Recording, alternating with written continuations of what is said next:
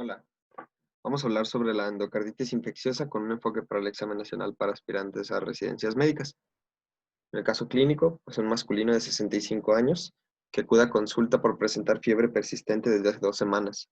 Cuenta con antecedente de cirugía cardíaca con colocación de válvula protésica aórtica y hace 3 semanas se le realizó un procedimiento de extracción dental. En la exploración física presenta temperatura de 38,5, presión arterial de 130/90, frecuencia cardíaca de 105, frecuencia respiratoria de 18, y en la auscultación cardíaca se encuentra un soplo sistólico en foco aórtico grado 4. En sus exámenes destacan leucocitos periféricos de 16,5 miles y elevación de proteína C reactiva. ¿Cuál es el antibiótico indicado para la profilaxis de endocarditis bacteriana? ¿Y cuál es el agente causal más probable en este caso clínico? Y bueno, hablando sobre la generalidades de la endocarditis infecciosa, tenemos que su incidencia anual varía dependiendo si son países industrializados o no, pero en general va de 3 a 9 casos por cada 100.000 habitantes al año. La proporción media varón-mujer pues es mayor en varones, de 1,7 en relación a 1 o hasta 3 a 1. Las tasas más altas se ven en pacientes evidentemente con prótesis valvulares, como en este paciente, dispositivos intracardíacos como portadores de marcapasos cardíacos y enfermedades cardíacas congénitas cianóticas no reparadas. Estas responsables como de un 6 o 24% de los casos de endocarditis, sobre todo la persistencia de conducto arterioso, la comunicación interventricular y la coartación aórtica. O también, otro factor de riesgo son los antecedentes previos de endocarditis infecciosa, aunque un 50% de los casos de endocarditis se desarrollan en pacientes sin historia conocida de una enfermedad valvular. Otros factores conocidos o factores de riesgo son cardiopatía reumática crónica, lesiones degenerativas valvulares, hemodiálisis, pacientes con diabetes mellitus, VIH e incluso pues, el uso de drogas intravenosas, evidentemente. Hablando sobre la microbiología de la endocarditis infecciosa, de manera general y actualmente, la etiología microbiológica más frecuente y más prevalente en la mayoría de los estudios es por Staphylococcus aureus, siendo causal de un 25 o un 30% de todos los casos, seguido por estreptococos del grupo viridans en un 18% de los casos, otros estreptococos hasta en un 17% y enterococos en un 10%. Estos organismos que les acabo de comentar, todos, causan alrededor de un 80 al 90% de todos los casos de endocarditis, por lo que son los principales patógenos a sospechar en esta patología. En esta tabla que les pongo aquí, pues es de un estudio realizado en 2009, multicéntrico, en varios países, en donde se analizaron más de 2.000 casos de endocarditis y se estadificaron o se agruparon dependiendo si era por válvula nativa en usuarios o no de drogas intravenosas, válvula protésica y otros dispositivos cardíacos, y se determinó la etiología microbiológica, siendo la más frecuente Staphylococcus aureus, tanto para la válvula nativa en usuarios y no usuarios de drogas intravenosas, en válvula protésica y en pacientes que utilizaban otros dispositivos cardíacos como marcapasos cardíacos. En cuanto a la guía de práctica clínica de México, tenemos que la etiología microbiológica la divide dependiendo si es una endocarditis aguda, subaguda o crónica. En los casos de una endocarditis aguda que se da en menos de 2 semanas, Staphylococcus aureus es la causa más frecuente. En los casos de endocarditis subaguda, mayor a 2 semanas de evolución, Streptococcus de grupo viridans son la causa más frecuente hasta en un 50% de los casos. Streptococcus galeoliticus, antes llamado bovis, está en un 25%, Enterococcus faecalis en un 10% y Staphylococcus epidermidis en un 2 a 5%. Ya en una endocarditis crónica de varias semanas o meses, por ejemplo, se encuentran agentes como Coxiella burnetii o algunos otros microorganismos que son difíciles de aislar de forma microbiológica o con medios microbiológicos que son utilizados frecuentemente para el diagnóstico de endocarditis. Este cuadro lo pongo porque vienen de Harrison 2015 y en ocasiones los reactivos también pueden resultar del Harrison en cuanto a la parte de medicina interna en el examen nacional. Y aquí dividen específicamente si la endocarditis se da en válvula nativa, si se da en válvula protésica y se hace referencia a los meses desde la cirugía, si es menor a 2 meses, de 2 a 12 meses o si es mayor a 12 meses. Y en endocarditis en usuarios de drogas intravenosas, si es del lado derecho o el lado izquierdo. Aquí en el cuadro podemos ver que estreptococos son la causa más frecuente de endocarditis en válvula nativa adquirida en la comunidad. Staphylococcus aureus es la causa más frecuente relacionado con la atención de la salud en válvula nativa. Y en cuanto a la válvula protésica respecto a los meses de cirugía, tenemos que en los primeros 12 meses los estafilococos coagulasa negativos son la causa más frecuente. En pacientes con más de 12 meses desde la cirugía, pues los estreptococos vuelven a ser la causa más frecuente. Y en pacientes usuarios de drogas intravenosas, Staphylococcus aureus predomina cuando es de afectación del lado derecho. Cuando es del lado izquierdo predomina un poco más Enterococcus, pero en total Staphylococcus aureus pues es la causa principal. Esto, lo que se refiere en el Harrison de la edición 19. Nada más hay que tener en cuenta que de forma general Staphylococcus aureus es la causa más frecuente. Y siempre tener en cuenta el caso clínico que nos preguntan. Por ejemplo, en este que les puse al inicio, pues el paciente tiene todos los factores de riesgo para que sea una endocarditis, muy probablemente por estreptococos de origen oral. En cuanto a las características clínicas generales, les pongo aquí un cuadro en cuanto a los signos. La fiebre se presenta en más del 90% de los casos. El soplo se presenta también hasta en un 85% y varía desde un soplo nuevo o un cambio en un soplo preexistente. Puede haber hematuria, eventos vasculares embólicos, por ejemplo, hemorragias en astillas en las extremidades, lesiones de Janeway también a nivel unguial o en los dedos, o también las manchas de Roth en la fondoscopía, pero estos fenómenos inmunológicos son muy infrecuentes que se presenten debido a que los pacientes pues buscan atención médica antes de que se dé una fase más crónica y se produzcan estos fenómenos inmunológicos.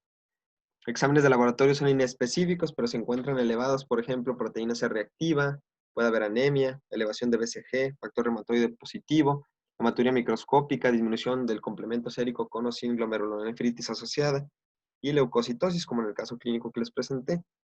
La vegetación valvular se detecta hasta en un 87% de los pacientes, siendo la válvula mitral la más frecuentemente afectada y le sigue la válvula aórtica. En cuanto a las complicaciones, pues la causa más frecuente, también referida en la Guía de Práctica Clínica de México, de complicación asociada a endocarditis bacteriana, es la insuficiencia cardíaca congestiva hasta en un 32% de los casos.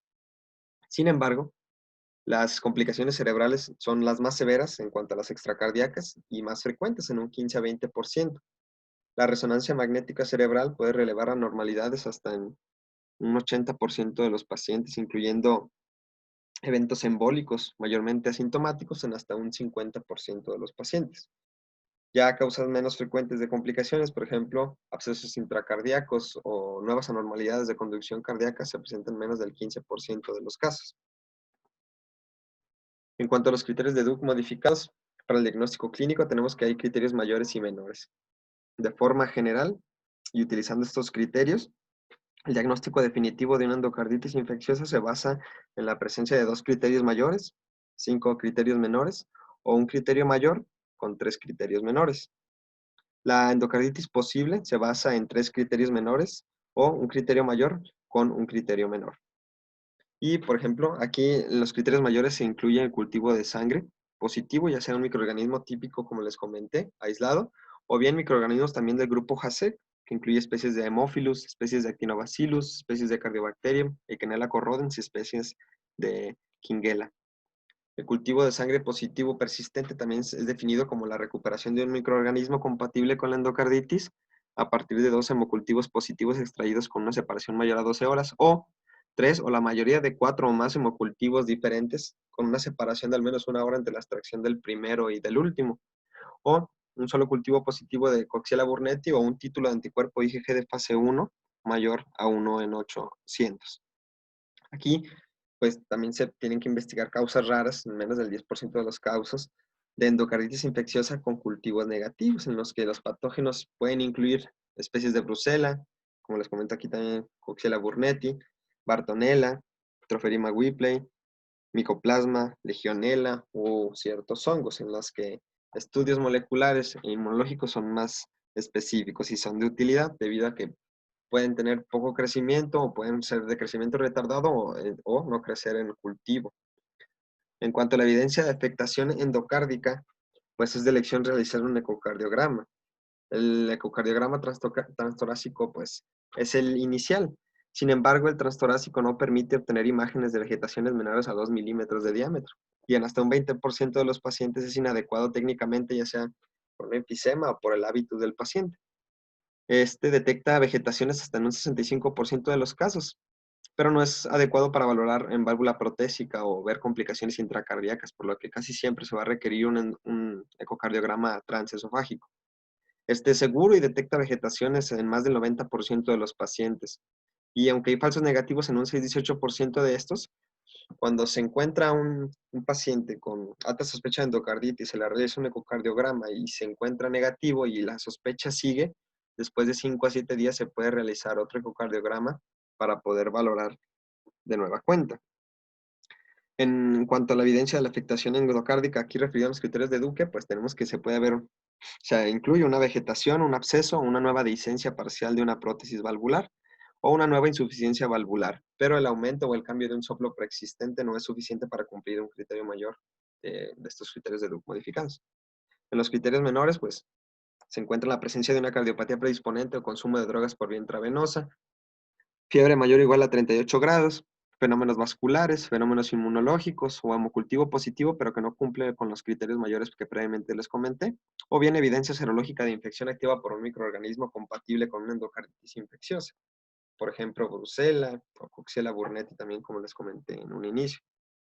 En general, el hemocultivo es la principal prueba para hacer el diagnóstico en esta patología. En general, la bacteriemia es continua y de bajo grado. En un 80% de los pacientes hay menos de 100 unidades formadoras de colonias por mililitro en sangre. Cuando hay bacteriemia, los dos primeros hemocultivos generalmente descubren el agente en más del 90% de los casos. En cuanto al tratamiento, idealmente pues se tiene que aislar el patógeno y dar la terapia dirigida por 4, 6 o más semanas dependiendo de los factores y el tipo de válvula afectada, pero se puede valorar un tratamiento empírico inicial para la endocarditis infecciosa específicamente en pacientes severamente enfermos con endocarditis ya sea adquirida en la comunidad o asociada a los cuidados de la salud y dependiendo si es una válvula nativa o válvula protésica. En pacientes, como les comento, que tienen una endocarditis adquirida en la comunidad, que se encuentran severamente enfermos y que tienen afectación de la válvula nativa o una válvula protésica con más de 12 meses después de la cirugía, el régimen antimicrobiano de primera elección va a ser ampicilina con cloxacilina u oxacilina y gentamicina. En pacientes que son alérgicos a la penicilina se puede utilizar el régimen de vancomicina con gentamicina. En pacientes también, de igual forma, severamente enfermos con endocarditis adquirida en el hospital, asociada a cuidados de la salud o en válvula protésica con menos de 12 meses posterior a la cirugía, los fármacos de primera línea son la vancomicina, la gentamicina y la rifampicina. Estas son unas recomendaciones de la Guía Europea del 2015, que también pues, son las recomendaciones de las recomendaciones más actuales también y también lo refieren la Guía Sanford. En cuanto al tratamiento específico de acuerdo al aislamiento microbiológico, pues les dejo este cuadro para que lo puedan analizar, pero va a ser muy poco frecuente que les vayan a preguntar en el examen nacional sobre tratamientos microbiológicos específicos, sino un poco más general. Pero de todas maneras, como les comenté en un inicio, como los agentes microbiológicos más frecuentemente involucrados son estreptococos, estafilococos y enterococos en un 80-90% de los pacientes, pues aquí hay que analizar, dependiendo de la concentración mínima inhibitoria y la susceptibilidad a la penicilina, si afecta o no una válvula nativa protésica en el caso de estafilococos, o si es un enterococo con o sin susceptibilidad a beta-lactámicos y a gentamicina, pues la elección del tratamiento y la temporalidad por la cual se va a administrar el tratamiento, ¿sale? Aquí nada más haciendo hincapié en estreptococos que sí son resistentes a penicilina, que tienen una concentración mínima inhibitoria arriba de 2 miligramos por litro, pues se van a tratar similar a las endocarditis causadas por enterococos, como viene hasta abajo en el cuadro.